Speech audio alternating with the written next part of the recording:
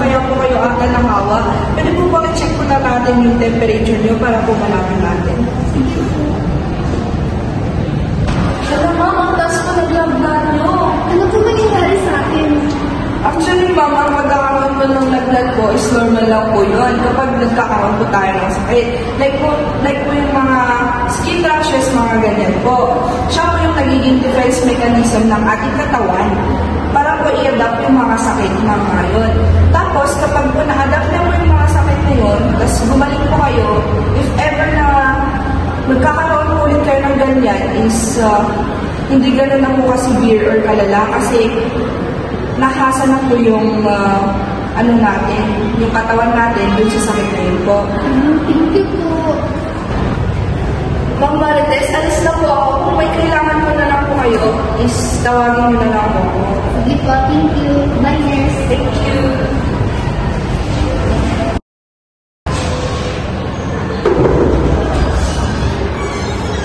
Good morning po, nurse. Good morning po! Pasok po kayo. Ayoko!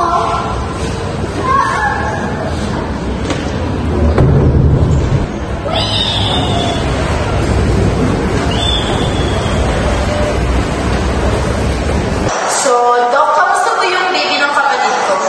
Actually, the baby is normal and very healthy po siya. So, ako ba abnormal ba ako? Paano mo namin makikita na healthy po si baby? Well, ma'am, as long as po na healthy din po yung kinakain ng mother at saka mga yung intake niya po, nag-take po siya ng mga vitamins which is napapasa sa baby through sa placenta po natin. Hindi po ba yun? Oo. Narinig ko.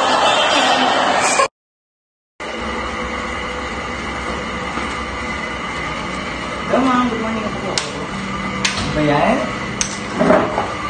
Ano ba yan?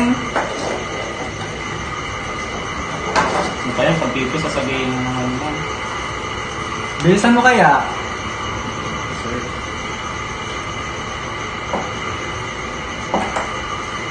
May check-up mo na yan. Ma'am, nagpa-vaccine po kayo ng anti-tetanus naman. Nurse, baka magkasakit ako sa vaccine na yan ha. Ang ganda-ganda ko pa naman. Ma'am Marila, mas okay na magpapauna ka kaysa na magmukha ka ng kaso sa selfie mo. Kasi baka may side effects yan. Eh ma'am, may chance ka lang naman magkasipon o lagnat saglit. Pero mas okay na yun kaysa matuluyan ka ng totoong sakit. Parang training wheels lang. Exactly nga ma'am, para at least ma-adapt ng katawan mo. Para handa ka na sa Q&A beauty pageant mo. Ayaw ko nga ng tusok.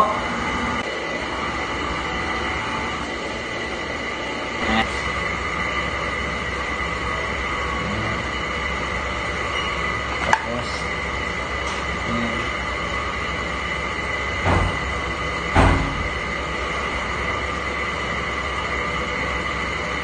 okay na ma'am.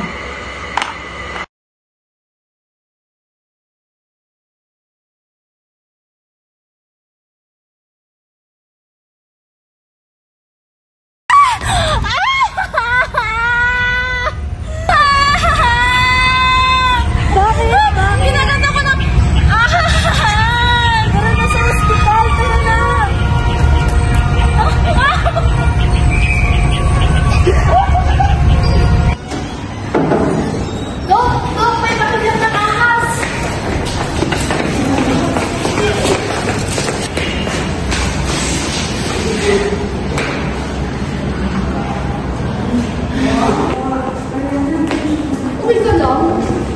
Good morning po, ma'am. Ano po concern? Good morning po. Natuklaw po siya ng ahas. Kailan pa po? Kanina po. Bali, ma'am, okay lang po ba maganda kayo sa labas? I-check lang po namin siya. Sige po. Pero mamamatay ka, ma'am.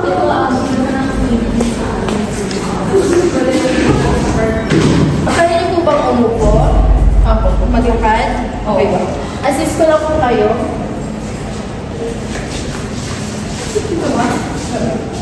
Okay po. Ma'am, kailangan ka po namin i-vaccine para po hindi kumalat yung virus sa inyong katawan. And also, kailangan ka din po namin i-diagnose para maging stable po yung inyong body.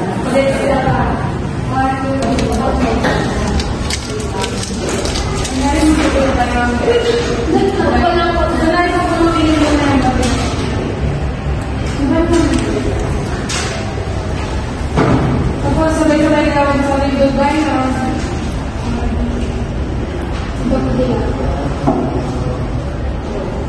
Goodbye, ma'am.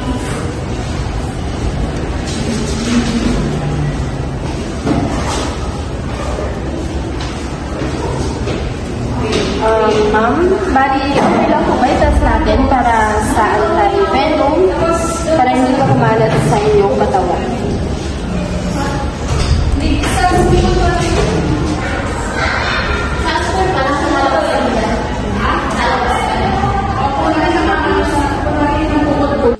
Ma'am, yung binigay po namin vaccine sa inyo na pang anti-venom ay possible po na lalabanan niya lang po yung virus. And next naman po is magdedextrose na po tayo for hydration po ninyo.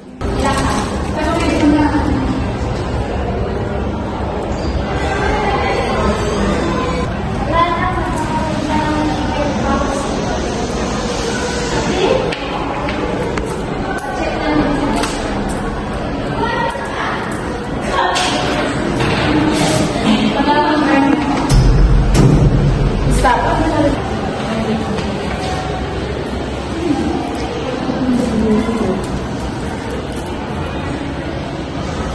Ma'am, injection na po ito sa kayo.